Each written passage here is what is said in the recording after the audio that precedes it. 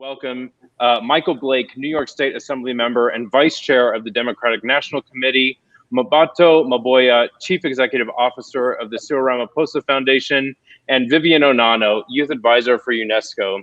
Vivian, over to you. Thank you so much. Good morning, good afternoon, and good evening.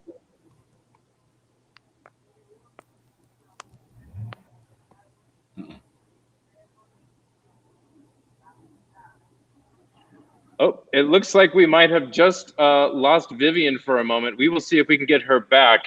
In the meantime, I'm happy to start off this conversation. Ms. Maboya, are you able to hear us right now?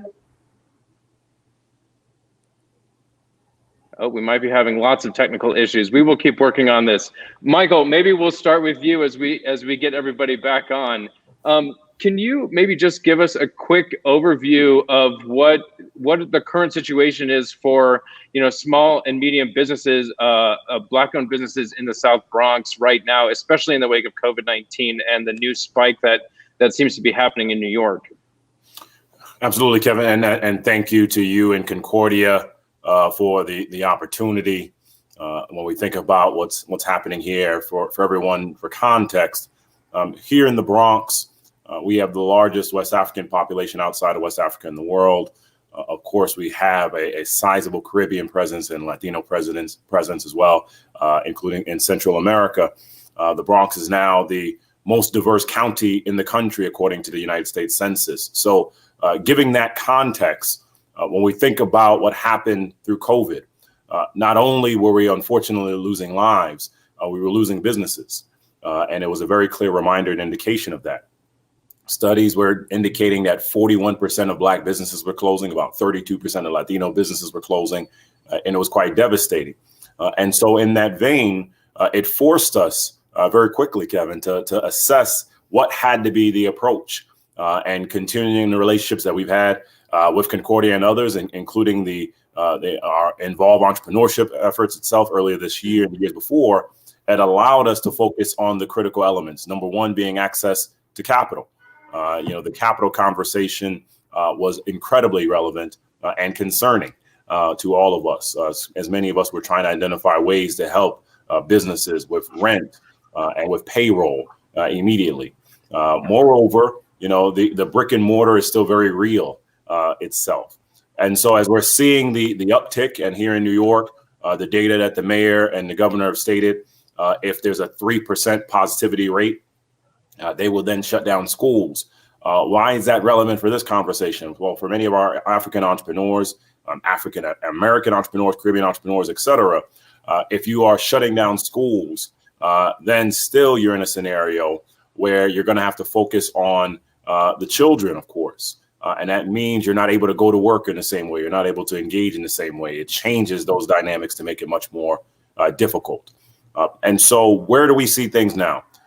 In large part because of now the recent election of President-elect Biden, Vice President-elect Harris, the efforts that will now ensue and occur around access to capital, supporting of contracts, supporting of COVID relief, bring all those elements together that otherwise did not exist. Why is that practically relevant?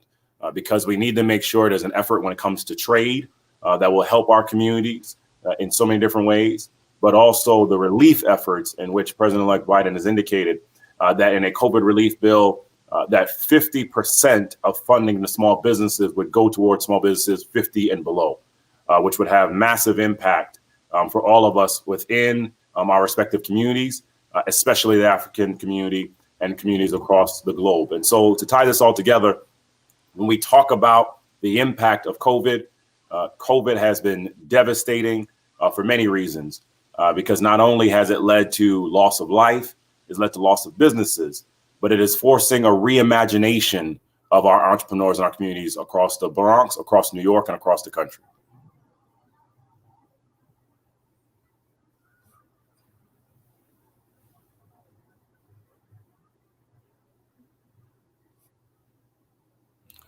Vivian, over to you. Oh, thank you so much, Michael. I don't know what happened. I just disappeared like that. Mmabatho, can you hear us?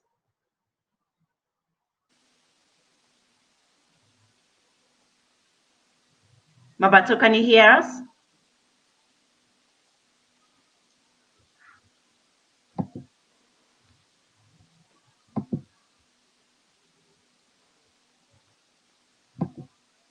Mmabatho, can you hear us? Oh, all right, Michael, we'll just continue and wait for Mmabatho to come back. So you talked about COVID causing loss of lives and also loss of businesses. In your community, what are some of the actions that you've taken to help cushion the entrepreneurs that you're working with and the Black-owned businesses as we wait for the bigger intervention from the government? Well, we created the Bronx Community Relief Effort, and which we would ask for everyone watching to learn more about it. It's at thebronx.org, thebronx.org. This is part of the Bronx Community Foundation, the leadership of Derek Lewis, Desmond Lewis, Judy Diamond, Jason Duchin, so many others that came together and led also by Michael Brady at the 3rd Avenue Business Improvement District, because we realized we couldn't wait. And so collectively, we raised about $15 million to provide that support. Practically, what did we do? We were able to provide support for businesses, about 500 of them that were having challenges when it came to rent, when it came to payroll, when it came to goods and services. But also, we provided additional support that was from Operation Hope through financial literacy. That was with conversations with Natalie Molina Nino, who was able to give guidance on how to restructure and rethink about things as you prepare for waiting for the government. All of those things were intertwined, Spring Bank and Ponce Bank, Vivian, because we realized the larger banks were not providing the help to our African and African-American and Latino Caribbean entrepreneurs. And so the smaller banks, the CDFIs, they gave access to capital because PPP, the Payroll Protection Program, was not helping in a tangible way. And so where do we go from here? Number one, we need to have a greater focus on financial tech, fintech, to provide support to these local resources and banks so they can get capital out to our respective entrepreneurs. Number two, there has to be cultural sensitivity. That has to happen as well, because at the end of the day, if we are not identifying that you cannot assume that communities will have the same access, then we're going to obviously be further behind. But number three, and finally, this is a reimagination. We should not go back to how things were before. And so when we think about the opportunities across the country and across the world, for anyone in Africa and anyone of African allies, thinking and realizing that the Bronx and New York are an opportunity to partner and do business and have joint ventures is essential because we realize we are one linear world. Thank you so much, Michael. Mmabatho, can you hear me? Yes, I can. Thank you so much for joining us. I'd just like to bridge on what Michael has talked about. This is a time for reimagination. And a lot of your work is focused on Black entrepreneurs, helping them to get into the formal economy, to be able to create jobs, but to also be able to contribute to the economic development of South Africa. So what are some of the reimagination that have had to happen with your entrepreneurs that you've been supporting, and as a result of the effects of COVID pandemic on their work? Thanks, Vivian. I think one of the key things that has taught us is that we need to be more agile. And we've been supporting businesses so that they remain sustainable and survive that critical 3-year timeline. And when all things are normal, everything was just going smoothly. However, with the advent of COVID, considering that our program, which is Black Umbrellas, provides incubation across South Africa, and some are physical incubators, some of the businesses really operate from the incubator, and we had to close down and shut down during the hard lockdown period. What we've realized is that we have not really engaged in enabling the businesses to re-pivot their business models so that they can adjust and be agile during uncertain times. So what we did, because the government of South Africa was also putting out a lot of aid and support packages, we decided to really transform our delivery for training and any other workshops. We moved everything online. While we were doing that, we enabled the businesses to work with Bain Consultancy, where we developed what we called the COVID Economic Support Program that we started launching and making sure that when you are in manufacturing and manufacturing is closed, how do you rethink and reimagine the work that you can do? And we've seen many of the businesses already starting to move out and diversify from the sectors, because in South Africa and many of the businesses in our incubation program would find that they're operating only in one sector. And it's sort of a linear product product and services. So now we've seen that what they've done through this program that we've introduced is that they're able to rechange and rethink of what would happen, what is the post-COVID life like. And we are really now looking forward to, regional expansion of most of them. Now with the African Free Trade Agreement coming into effect in January 2021, many have started thinking about what I'm doing in South Africa, how does it apply in our neighboring countries, and can it apply throughout Africa? But what was important is the financial services. The financial services sector, and I think as I caught on Michael, he was saying that they never are as agile as is required, particularly when you look at Black-owned businesses. Our challenges are still the same. They're still looking for security or surety on the financing, and the demands that come up just before the financial support could be provided. So we've partnered with the companies that are supporting our incubators, because we are a non-profit organization, and we've managed to secure some grants for the businesses that are in incubation, just for them to continue. And we managed to assist many of them to apply for the government's unemployment insurance so that they could keep their payrolls running. One of the key things that we are still struggling with, and I think it's a global challenge when it comes to Black-owned businesses, is going over the hurdle of, having the networks that are required for you to maneuver in that space as quickly as possible. So part of what our program does is that we build those networks. We're saying you don't have to do it alone. If you're in manufacturing and engineering services, you don't have to do it alone. How do we make sure that those networks, you are part of the most relevant network so that you can participate in the mainstream of the business? We are very interested in high impact entrepreneurs that can create jobs. So, part of our minimum is that, your business should be able to create a job for yourself and for other people. And we've seen that through building these networks and the mentorship and business coaching that we have, because the psychological barrier of Black businesses is still there. And many of them have been through university and were doing very well in their careers. And their families have the psychological barrier that you need to work for someone. Is entrepreneurship, what we're doing, still a real job? So the mentorship and the coaching processes that came in, and we still continuing, those are some of them that really helped many of them to survive during this COVID period.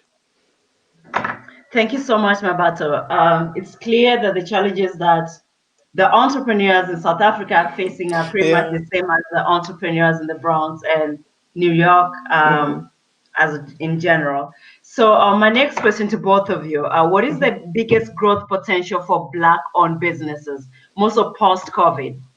An opportunity that we never saw before, but it's out there right now, and the Black-owned businesses should take advantage of.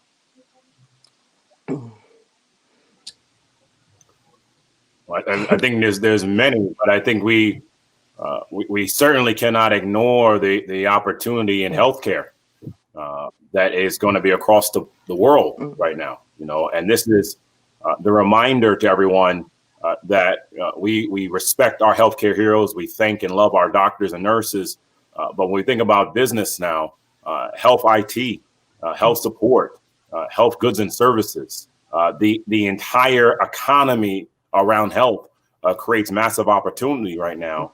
And there has to be that cultural sensitivity around that and that awareness of that, that while we need to do better in our physical health, we also need to make sure that we have growth with our financial wealth and the opportunities.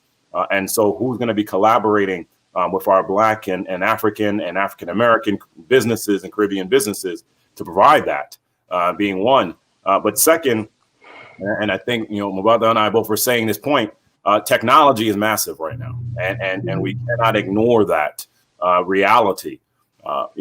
You may not have heard of Wuhan, China before this year, but for those of us in the Bronx and those across the world, we all are connected, whether that be China, whether that be Africa, whether that be United States, wherever it may be. And so what do we have to assess in that? From the credit unions to the credit banks to the smaller entities. Technology was the linear entity throughout it all. And so at the end of the day, I cannot have remote work. I cannot have remote learning. I cannot be on StreamYard for Concordia Africa. I cannot do any of these things if technology is not interwoven in it all. And too long and too often, the Black community has been behind because of the lack of what's happening with broadband. And so I think those two spaces are essential in this mess. And again, I can't underscore it enough. We are realizing very quickly, lastly, the impact of the federal government in all of this, because so many communities cannot make progress until they have that support financially that will come from the federal government. If we had any question any longer on if leadership matters, and if it matters to your business, and it matters to your physical well-being, 2020 made that very clear. Thank you so much, Michael. Mmabatho, do you have something to add on to that? Yes, I think you're spot on, and particularly digital services, and in our case in South Africa is how we expand those to reach those communities that could not be reached. And we keep saying that the one person that can crack access to schooling, which is remotely and does not cost, whether it's government or does not cost an arm and a leg to be able to deliver schooling remotely. Because what we've seen now with these opportunities that stem up from this pandemic is that connectedness and accessibility is the key thing. And small businesses need to see that opportunity on how do we take what is not available to the most outskirts and the most deep rural areas where people are not able to, previously were not aware or were not able to access those services. That's one of the great opportunities. The other opportunity where we are at the southern tip of the continent is around power generation. We see quite a lot of opportunities that are coming through the value chain around renewable energy. So those are some of the two areas. Amazon Web Services has opened its biggest data hub in Africa, now in South Africa, and there's renewable energy. So when you put in and reimagine what you can achieve with that, we really can have a lot of participants because the value chain is quite long.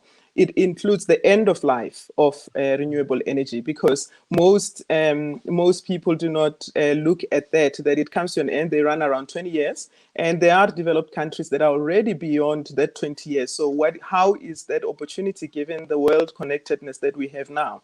Can small businesses see that connectedness to say that if this value chain, my country is at the beginning of the value chain, and who else is at the middle of it, and how we can tap into those, and as well as partnerships and collaborations.